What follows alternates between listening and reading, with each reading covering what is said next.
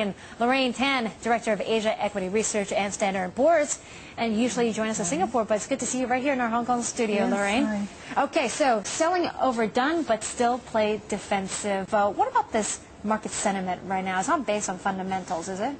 Yeah, that's our view. We do think that the fall in the market has brought shares into valuation levels that basically reflects a much deeper recession than we think is likely. Coming out of the financial crisis, we think companies are much healthier than they were debt-wise. The economies are a lot leaner as well. So we think that what we're going to see is an overswing in the pendulum. Mm-hmm. But having said that, there's still a lot of uncertainty out there which the market doesn't like. And that's why we're advocating that people stay defensive for the moment. Staying defensive means getting into what, gold, or getting into telecoms, utilities, a dividend yield play? Yeah, well, we think because growth, without a doubt, growth is going to be sluggish over the next few years. So to get that extra returns, you got to turn to dividends. And that's why we do prefer the higher dividend yielding stocks, but stay within the blue chips because you want companies with stable cash flows. Yeah, blue chips meaning the bigger companies. Yes. Lorraine, let me just ask you this because you see basically indiscriminate selling right now, whether or not you posted better than expected results or not. It just seems across the board. How long do you think this sort of mentality, the selling, might last in the markets? Well, because we've had so much volatility recently, it could last a little while. I think what we need to see is the market stabilize and consolidate before we can see really definite or sustainable buying come in. So that could take some time over the next few weeks, couple of months. We also got to watch out for, obviously what's going on in the Eurozone with the Italian refinancing going on. Yeah, and also what happened to France yesterday, it just shows you how fragile the markets are when, these rumors spark that SocGen may be insolvent and France might lose its AAA rating. Well, the rating agencies have come out to deny that. So it is a lot of negative sentiment out there at the moment. Definitely. What about financials here in the Asia Pacific? We're seeing a sell-off as well, coming off the financials being basically sold down in Europe and also in the U.S.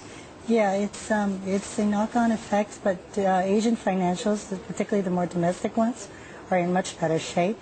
They don't have as much exposure to what's going on in Europe, and therefore we think there are some buying opportunities, particularly for bigger Chinese banks, and obviously for some of the ASEAN banks as well. It's interesting you brought up Chinese banks because we saw some big declines for the likes of ICBP, CCB, BOC, way underperforming the market declines that we saw in the last few sessions because people are worried about solvency in those banks. Your concerns there?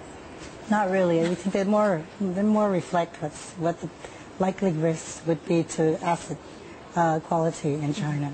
Okay, so no concerns for you on Chinese banks. Have you priced in a double dip in the U.S.? No, we don't actually expect a double dip at this stage. We think that consumer spending, while slow, will remain positive, and that's the real driver for the U.S. economy. Okay, and what about Europe? Are we looking at a catastrophe? No, Southern Europe's definitely in recession. I don't think we've changed our view on that. The Northern European countries are still growing slowly, but on the whole, the Eurozone is going to see slow growth but still positive. Okay, and of course I have to ask you about the Fed. I mean, they put a timeline to how low they're going to keep interest rates, but considering this report that you wrote came out on August 9th, are you setting up for a new report after, say, the Jackson Hole, Wyoming symposium where we might get QE3? Well, we'll see what happens, but it probably doesn't change our view for now. Oh, really? Yeah, I mean, whether they call it QE3 or something else, we think that the Fed has to be accommodative because the data has been relatively weak, and that's it just basically supports our view that the markets or the economy will continue to grow, albeit slowly, and that the selling has been overdone recently. Stocks are actually pretty cheap in Asia, particularly where economic growth is still going to be decent. Yeah. Okay. Before I let you go, just one more on what's happening with the Fed. But are you expecting some sort of accommodative